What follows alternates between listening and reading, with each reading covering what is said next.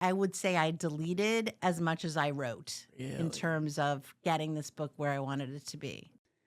The STL Bucket List Show is brought to you by our presenting sponsor and the official banking partner of STL Bucket List, Royal Banks of Missouri. Royal Banks is a full-service, independent community bank, locally owned, locally run, and proudly investing in St. Louis since 1964. That's more than 60 years of taking care of the people and businesses who make this city special.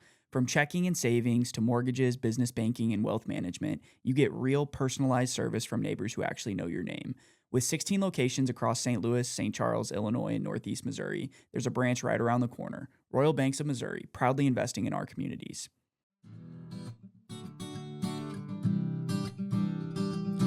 If you want to hear about St. Louis, tune into the Bucket List Show weekly. Hear what Marissa and Luke say. It drops every Wednesday. Got a dope new guest every single week. Buckle up for the ride. Who's it gonna be?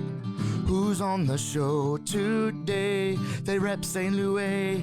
What to do in the loo on a late night, or maybe what to do on a date night. Yeah, Bucket List has you covered. They know what's going on. What's going on? They'll give you, hey, 18 different things to do, or 19 if you need one more to choose. Yeah, this city is a place we call home. A place we call home. Yeah. St. Louis, welcome back to the STL Bucket List Show. In studio today in Maplewood, our producers, Bailey and Julia, producing an episode each and every week that comes out highlighting the people, places, and events that make St. Louis special. Have one of those people in today. Just got my hands on a book from you. We have Debbie Baldwin, author, writer, all these different titles that you've had throughout your life. But I've been fired from so many jobs. tell me about, I want to learn a little bit more about you because, people might know you from the book, but you are from St. Louis. So tell me a little bit about growing up in St. Louis and what the city means to you. Yeah, St. Louis is my home. I was born and raised here. I grew up in Clayton. You gonna ask me the question everyone asks? Yeah. Where'd you go to high school at? I went to John Burroughs. Yeah. Every time I go away, and I've lived on the East Coast for 10 years, and sort of lived all over, but I always seem to come back to St. Louis. And I've lived here with my husband, and we raised our kids here, so Mm-hmm. it's definitely home for me, and it always has been. So you grew up in St. Louis, and then you went to Princeton in law school, and then you went to writing spy thrillers. Like, how does that happen? Because you had, in theory, you were on the right path of going to this law school, going to Princeton, and then now you started writing. Were you always into writing, even as a young person as well? I've always had jobs that revolved around writing that required very strong writing skills. I've been Mm-hmm. a marketing executive, underling, a speechwriter, Mm-hmm. a television writer. I was a columnist for Ladue News for many years under the moniker The Tangential Thinker, which was a very popular Mm-hmm. humor column in Ladue News. Mm-hmm.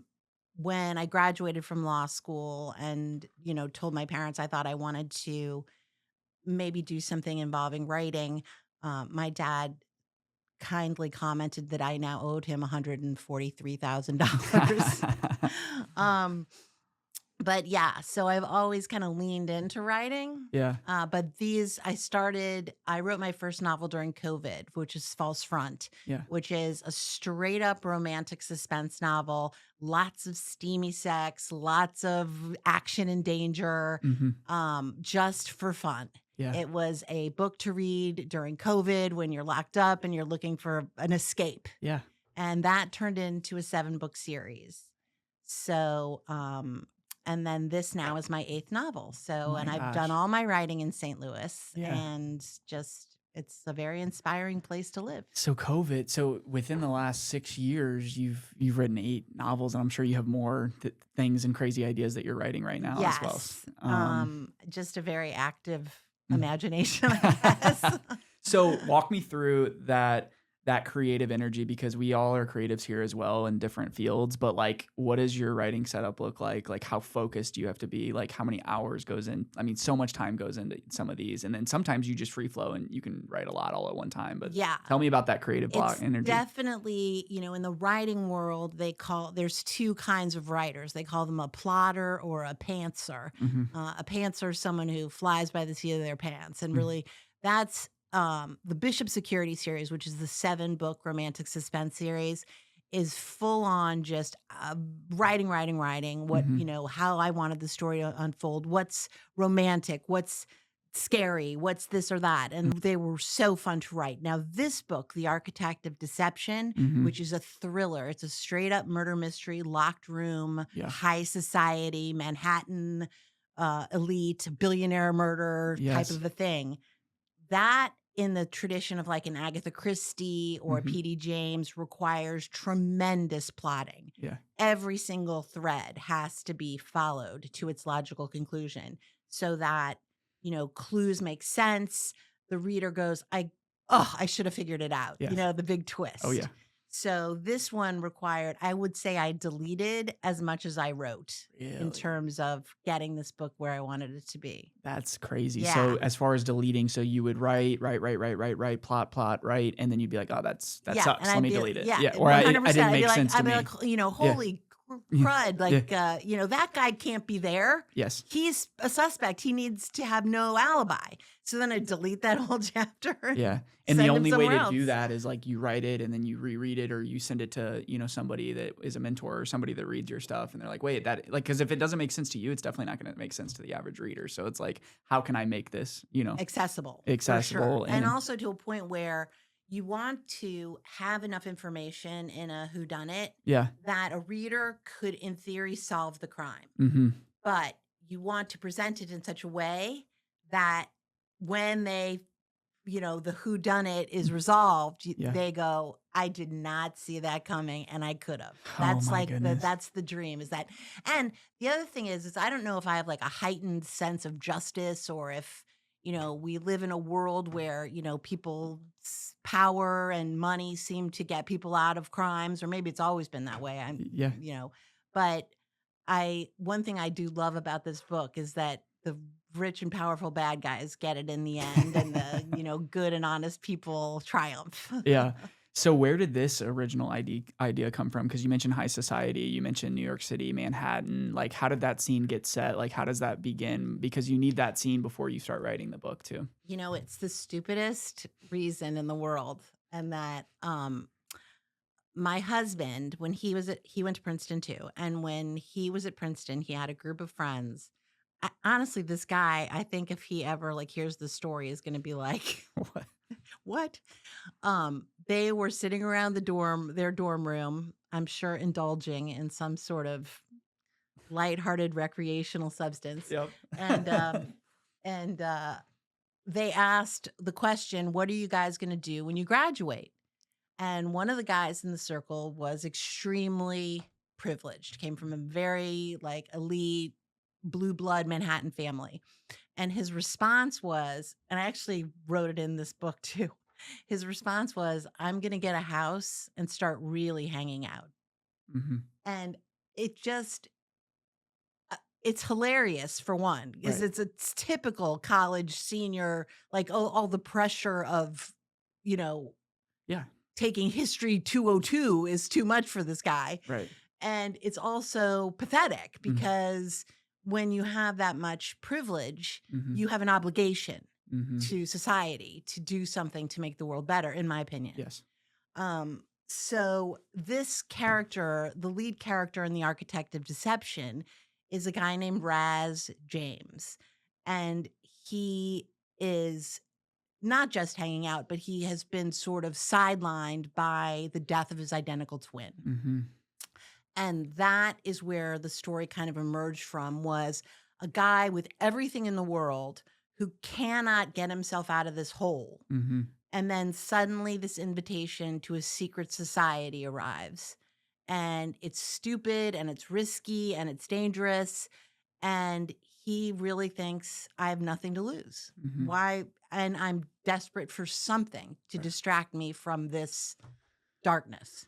So you start off with this guy that you kind of sympathize with, but also are kind of like, you got to be kidding me. You've got all Mhm. this stuff and all you do is, play Minecraft and Mhm. drink all day. So Yeah, so that's That's where the kind interesting. of origin That's story, and then so it just grew from there into this much more complicated thing. So it starts with that idea and it's like, okay, well now let's spin it off. And obviously it's not like a, but that pulled inspiration from that of like, what does this high society look like? You're from St. Louis. It's a whole different world than some of these cities like Manhattan. Yeah. So And w- St. Louis has yeah, certainly that echelon too. I yeah, mean, it's like every city has it, and every city has their elite, their local royalty for sure. And so absolutely. and in St. Louis, it's some incredibly wealthy people. 100%. For over 150 years, SSM Health has been providing hope, healing, and opportunities to the St. Louis community. With over 40,000 employees across 4 states, they're not only delivering exceptional care, they're one of the region's largest employers, shaping the future of healthcare. We're proud to present SSM Health as the official healthcare partner of the STL Bucket List Show. If you've dreamed of a career where you're truly making a difference every day, SSM Health can help you take that to the next step. Learn more at their website in the link in the show notes. And so what type of research did you have to pull into to like these high society worlds? Like, did you pull like, did you watch films? Did you watch documentaries? Like what all research goes into like trying to plan this? Or is it all just kind of creative stuff coming out of your head from what you've learned? It's personal experience Mm-hmm. from, people I know from college, people I know from living in New York, Mm-hmm. working in New York. I worked as a waitress in New York City for 3 years, and Yeah. waiting on celebrities and chatting and stuff like that. Um, from research, from, even watching the Gilded Age, for example, which is not the same time period, but that aura Mm-hmm. of behavior and what's acceptable and who's acceptable Mm-hmm. is still very prevalent, I think, in that sort of 0.01% of the population. Yeah. Was there a specific scene or part of this book that was either extremely fun to write or extremely hard to write? Like either or. Like was there one, chapter or scene or story that was either really fun or really hard to write? It's interesting you ask, because there's always a component. I wouldn't describe it as writer's block. I've been very lucky, knocking on wood, that I don't really get writer's block. I always have something I can write, especially in my stories, which tend to be several disparate events Mm. that weave together. Yes. So um, that the fun parts to write are often what I'll resort to if I'm stuck. Like I'll Mhm. say, "Oh, I don't know where I'm going with this," but then I'll say, "Oh, I know this guy's getting his head blown off." So that is what I'm gonna write. Or, I know that, Yeah.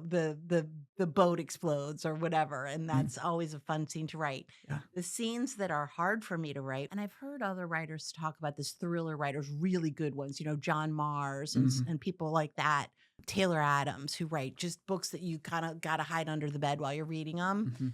that because I know what's going to happen, or I know who's following the person, or I know, Mhm. how it resolves, it's hard to write those scenes and feel that same sense of panic. Yes. But Because you're the one, the right, because ending. I know it's Yeah. happening, so I'm not scared. So when people Yeah. tell me or message me or text me or say, "Oh my God, that scene," I'm always like, "Really?" You don't feel the same way about your own work as other people might feel about it Yeah, because no, that's probably how a lot especially of people feel. suspense. Yeah. That's how a lot of people probably feel, and it's you mentioned like the under creating like the written word, and now more than ever, I had Sarah Fensky on recently, who is a columnist or used to be a columnist. She's a Yeah, writer for the sure. St. Louis Magazine, and we had a conversation about AI, and it's like, okay, well, AI can tell good stories, but not really. It's like, how can the human connection get weaved into it? So, what do you think the future of writing looks like, especially in a world of AI right now? It's funny because um I I just texted my kids, AI is going to turn me into a serial killer, because you can't really yell at AI even though it's not giving you the answer you want. Yeah. Um, I did hear this great interview with an author, and I actually didn't see who the author was, but the comment was, when the interviewer asked him about AI, he said, "That's like asking me if I would use AI to have sex. Why would I want to use AI for something that I love doing Right. myself?" Mm-hmm. And that's the plain honest truth, is the Mm-hmm. process of writing a chapter, of writing a book, of putting the words on the page is why I have this job. Mhm. So I tend to reject AI for anything other than, um, help me reply to an email without being rude. Like the admin task stuff. Yeah, Exactly. yeah. Yeah, But but what you said is, like, you got into this in your second phase of life is, like, "I got into this for a reason. I wanna write these stories," because you were probably an avid reader yourself before that. I mean, correct. you mentioned columnist, you mentioned, was there TV background writing Yeah, and I all wrote a that? TV show that aired in 2016 Mhm. called Almost There on AT&T's Audience Network. It was Mm. a 10-episode single camera comedy. Yeah. Starred Stephen Pasquale, Mhm. Susan Kalichi Watson from This Is Us. Mhm. It was really fun to do and great Yeah. being on set and all that stuff. But that's So a story for another time. yeah, no, that's so cool. So when I kind of want to go back to your first novel, False Front. So what did you think was going to happen when you released that? Was that you said it was a passion project? Did you think that it was going to turn into a 7-book series? Did you think that you would have all this, notoriety from it? Like, walk me through like releasing that first book.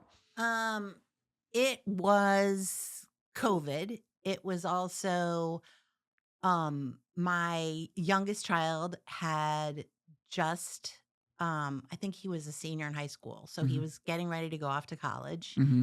And I was plowing through Kindle Unlimited, Amazon, just eating books. Hmm. I was reading for 3 and 4 hours. I just was had a lot of time. And I kept thinking to myself, I want this book in my head. I kept scrolling the book descriptions, and Amazon recommends things for you. And Barnes and Noble says, people who bought this also bought this. Yep. And I'm reading all the book descriptions. I'm going, no, that's not what I want. That's not what I want. I want this guy and most people have never heard of a book called The Scarlet Pimpernel, which was a classic English novel about a dandy, a British aristocrat who was just like did nothing and was didn't nobody had a particular high opinion of him. He went through parties and attended parties, but at night in secret he was like he was Batman kind Hmm. of. And that concept in not a superhero way was what I was kind of looking for, which is what False Front is. Nathan Bishop is this New York City um, party boy, drunk, high society, heir apparent to a big company. And he's always in the tabloids, like at the Plaza Hotel fountain with 2 supermodels on his arm and a bottle of champagne in his hand. But when the kid, no one's looking, he runs this elite covert group of former Navy SEALs who run rescue missions and do security. And it's just awesome. It's Yeah. like you think this is like when you're reading it, I hope people Yeah. think anyway, that it's just the coolest. Like when I imagined it in my mind, like as I was writing it, it's just like Mhm. I always had a smile on my face when I was writing it. And I but what I wanted that's what I was looking for in a book that I couldn't find. And I just kind of said, F it, I'm going to write it myself. Of course. And which is how False Front came about. That's so cool. So what was the reaction to like your family when you're like, "Oh, I'm just going to write this book?" Like, were they like, "Oh, that of course, you love Yeah. books." Or like, what was that like?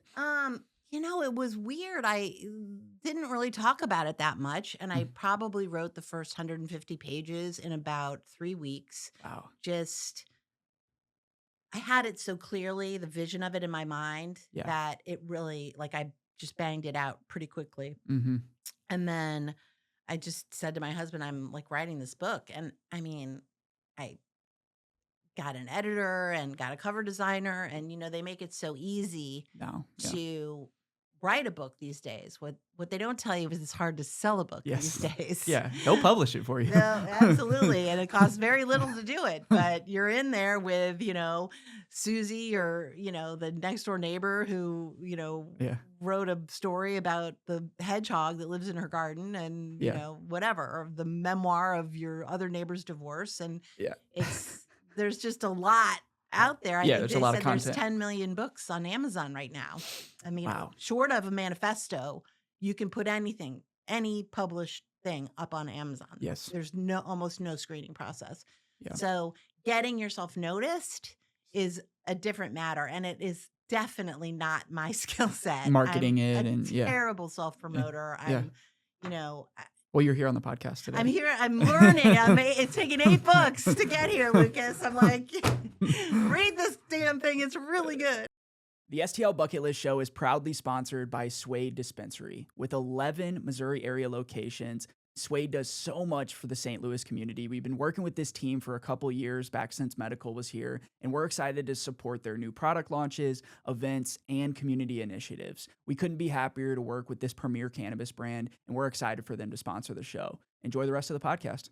As you mentioned, the 10 million books. There's also 20 different streaming services. There's hundreds of movies that just come out. Nobody knows it. Like, I don't even know what's coming out anymore because there's so much content. And that bums me in the out world. too, because there's no excitement about content anymore. And it's so hard. And I think it's hard for Netflix and Prime and all the premium net streaming platforms to say, like, this one people are loving. Yeah. It's very difficult to find. I mean, I rely on a couple of really good TikTokers who say, these are 5 shows on Netflix you've never heard of that are fantastic, and try and like find stuff that way. And that's how you're getting a lot of your content. And there's Bookstagrammers and book talkers on social media and Facebook who do it too, and X and, you know, everywhere.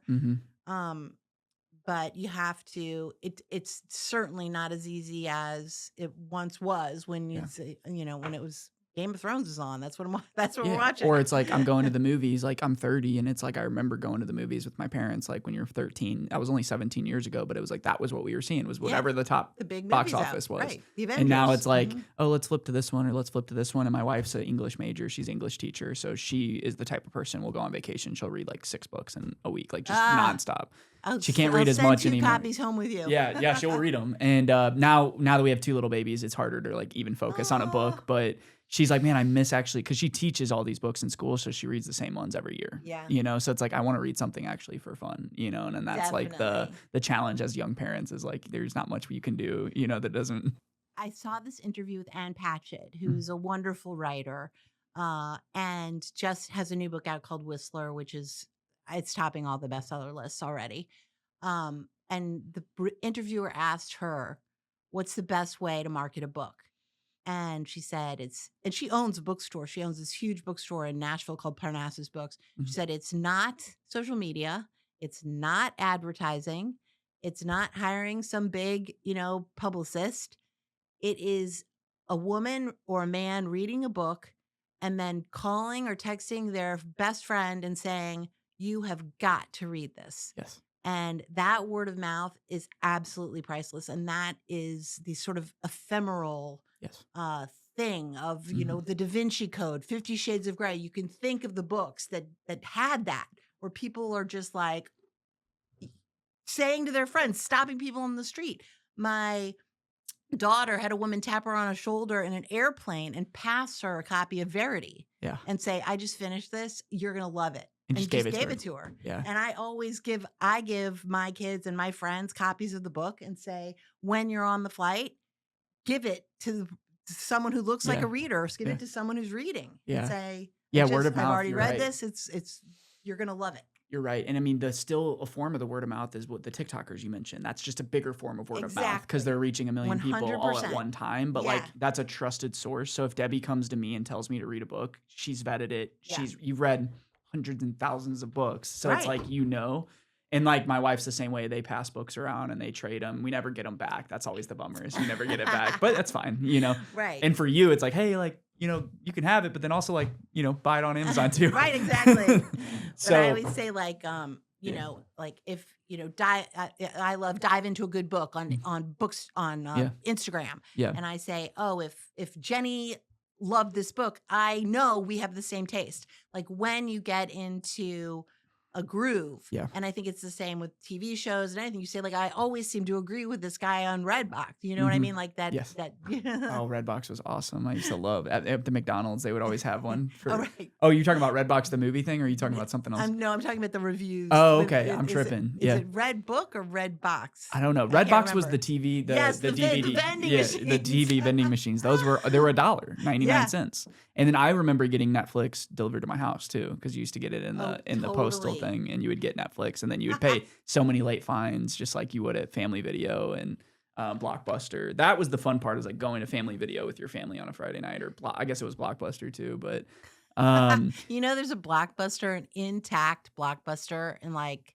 Southern California that they use for period films. Like if they're okay. shooting a movie that was set in like the Oh, 80s and they and they rent it need out. and they have like a real They probably make good Blockbuster money off video. that, like just renting it out for the Yeah, day for like exactly. these And I don't document, think people can actually use it to rent videos, but they can use it to like but take it's selfies there. in there and Yeah, stuff. Or it's like totally. people go there and take a picture in front of it.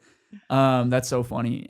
So you mentioned, I read something about you that every new book you release is your favorite. Is that still true, or is that what? Tell me about that. Yes, I mean, this book I love just because it's like so much went into making it, Hmm. writing it, constructing it really.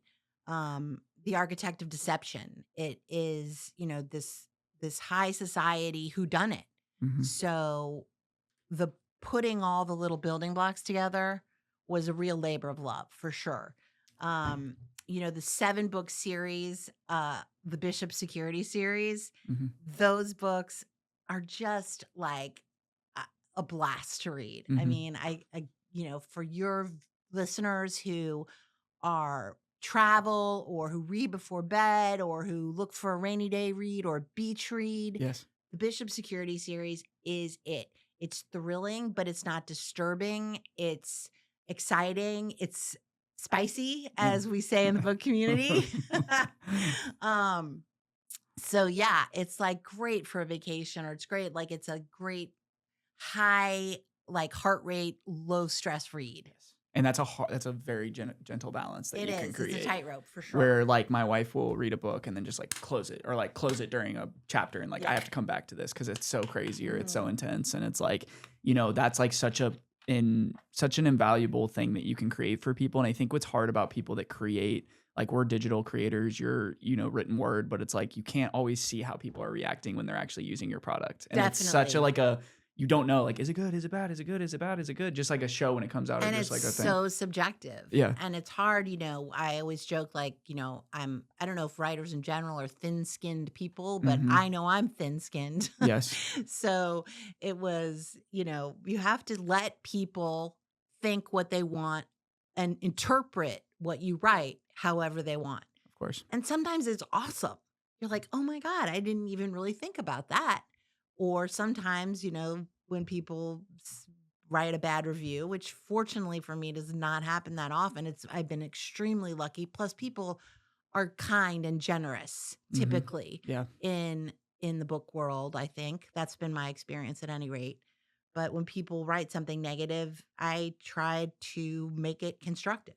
But it's, as you said, Hmm. everyone's going to catch the ball in a different way. Yeah. And you're able to connect with your fans and talk to people. And now you've built 8 books. It's like, you have those Yeah. people that have read every single one and have talked to you. And it seems like you'll text people or email Yeah, people. I mean, I love hearing from readers. Yeah. It's a funny world because again, that's something new. I Mhm. imagine that, you know, Dan Brown, well, maybe he does now because he's still writing, but when he wrote the Da Vinci Code, you imagine people like messaging him on Facebook and being Mhm. like, Yeah. that No, was awesome. exactly. That would have been so cool to be able to. Now it's just so awesome to be able to connect, or even just comment or do anything, with somebody like online. Like it feels like when Twitter came out, it was like, wow, that was the first time that you could like try to message or comment to a celebrity, like, oh, I love that song, or I love that, and now it's like crazy. It's Yeah. crazy. Yeah. It's a lot to keep up with. So when you're writing, I want to describe to the listeners, like, what is your studio? I guess studio is probably not the right word, but like, what does your like writer's room look like when you're architecting a book? Like, do you have sticky notes? Are you pulling out, like, what does that actually look like? Because I'm very interested in that.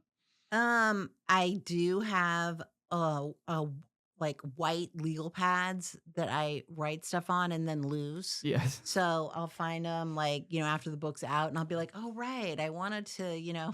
You're like, oh, I completely and there was forgot. supposed to be a dog in that scene I Yeah. forgot about. Yeah. There's post-it notes. It's, organized chaos. I try to be very disciplined about my writing. If you have any aspiring writers who are listeners, Mhm. that's probably the best advice I could give with Architect of Deception. I made myself sit down at my desk every morning and write from 9 to noon.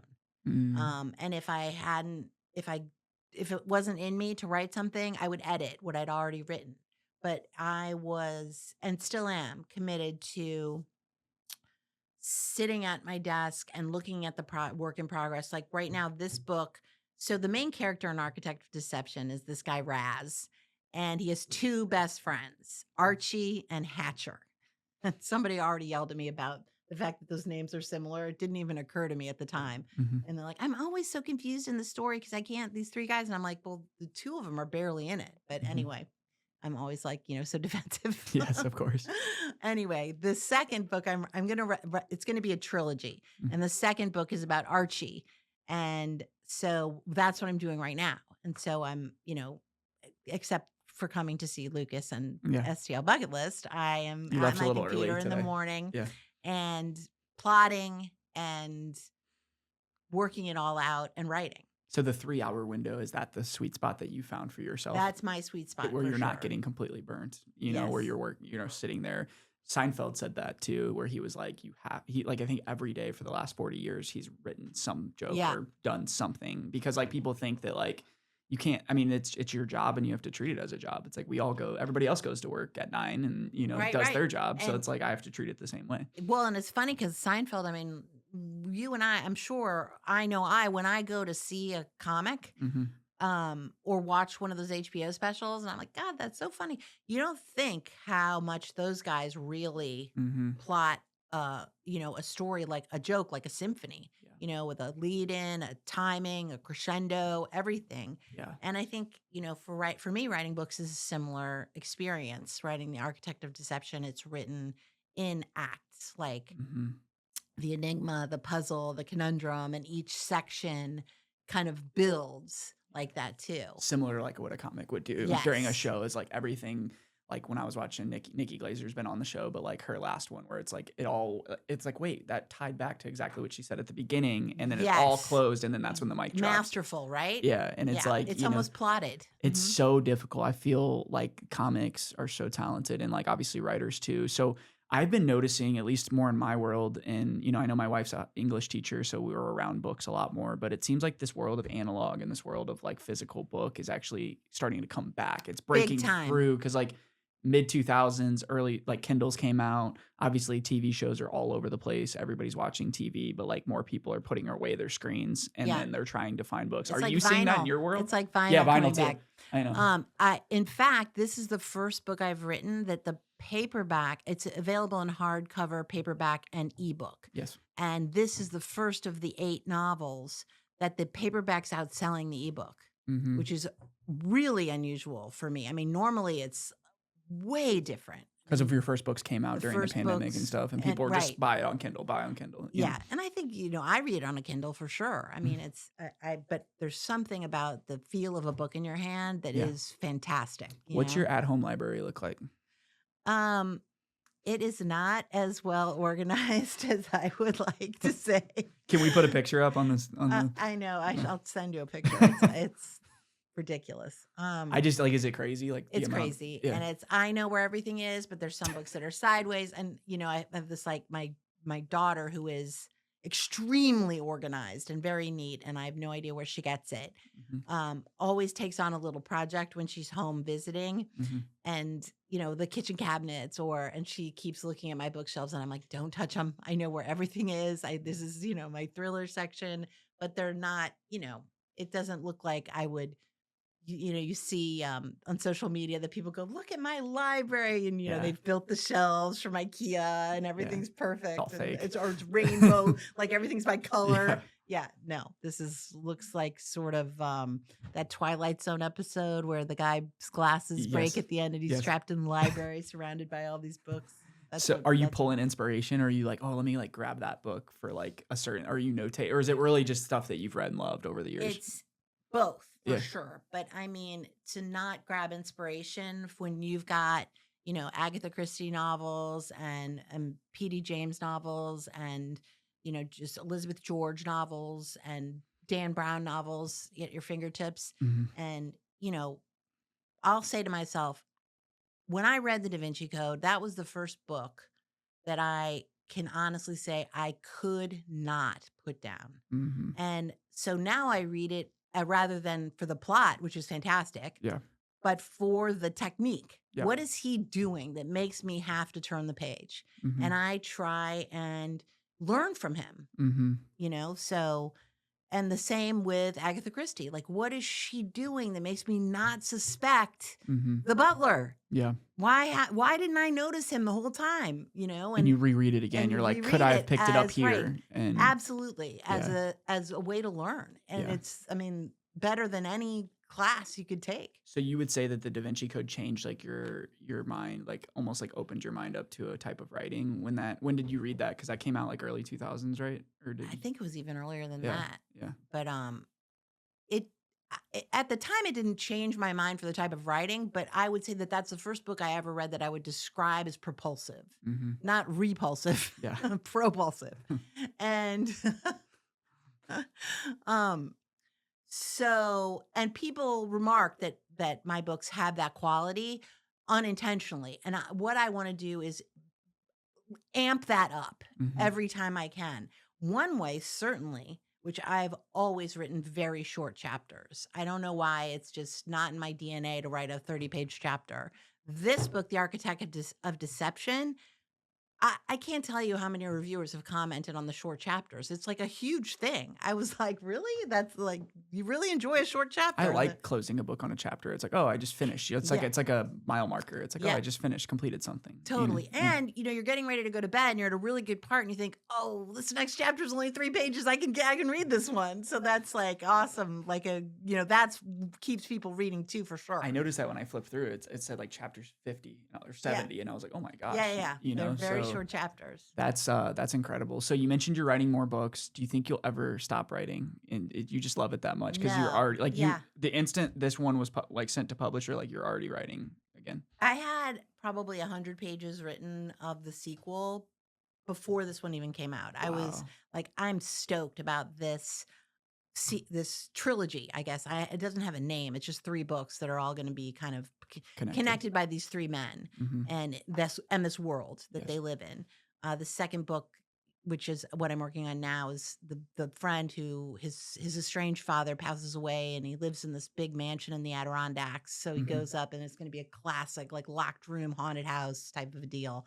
That's awesome. Really fun to write. Mm-hmm. But also there's something cool about taking these kind of tried and true concepts in mystery writing and thriller writing and making them modern. Mm-hmm. Like what does a 21st century haunted house look like versus, a haunted house from 1960, or, some of these classics are based on stories that are really old. Mm-hmm. The Fall of the House of Usher is Edgar Allan Poe. The House on Haunted Hill is, I think originally was a story from the 60s. Mm-hmm. So though, they didn't even have telephones. Like what is it now with, security and and fingerprint locks and facial recognition and body scans. I mean, there's all kinds of stuff that sort of it makes a tired story fresh again. Right. Because you're giving it all this new life. It's Mm-hmm.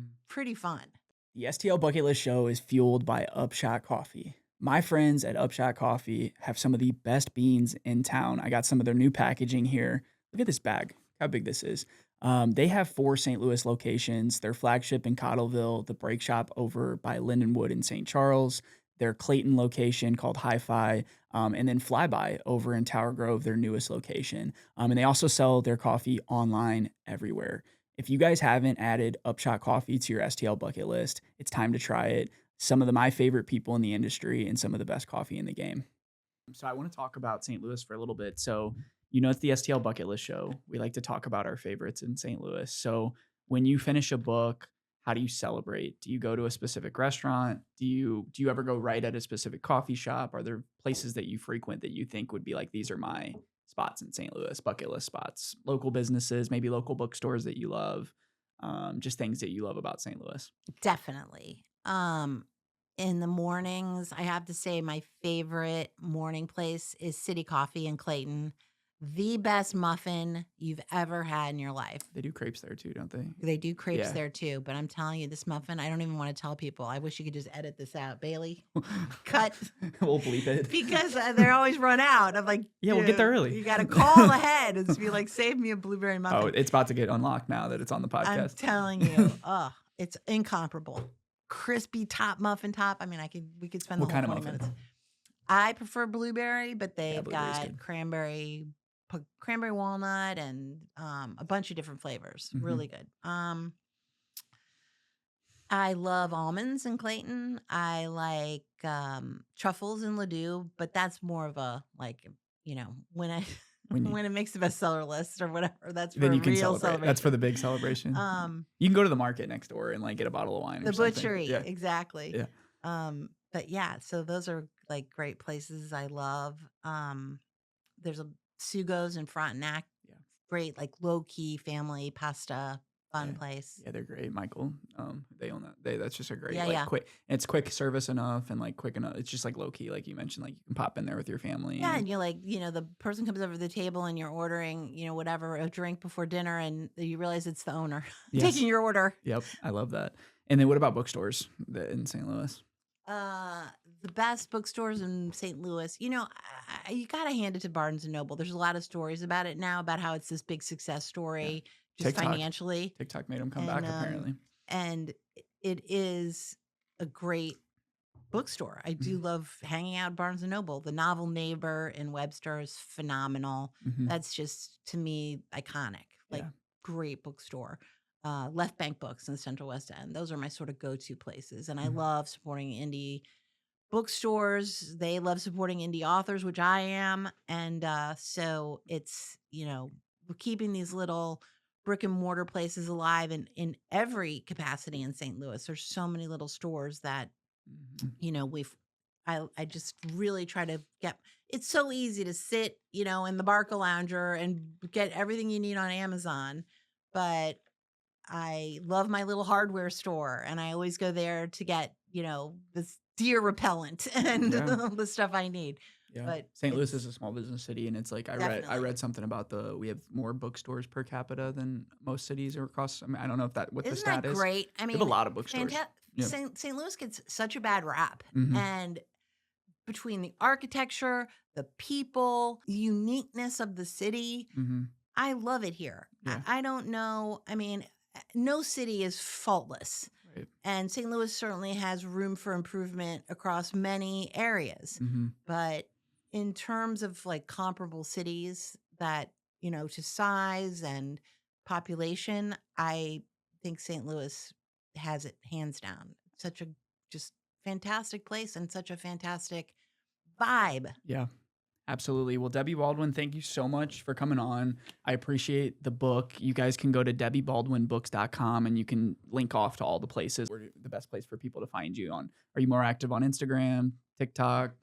Instagram's probably the best, Debbie Baldwin Books. Facebook, Debbie Baldwin Books. Mhm. And then I'm on TikTok too. Mhm. It's my handle's a little different there. It's you have to read this with underscores between the words because TikTok suspended my original account for a reason I do not know. I've literally asked them 72 times, please tell me why. And they're like, appeal denied. Yes, I know how that is. That's happened to us before too. Well, no, I appreciate you for coming on and congratulations on all your success. And we can't wait to continue to support you now that we met and stuff like Lucas, that thank too. you so much. I hope you'll have me back. Yeah, absolutely. All right, we'll see you guys next week. St. Louis, thanks for listening. Everything we do here is about telling the story of this city, and that doesn't stop with this show. On the Bucket List Podcast Network, we're diving even deeper into the people, places, and moments that make this city what it is.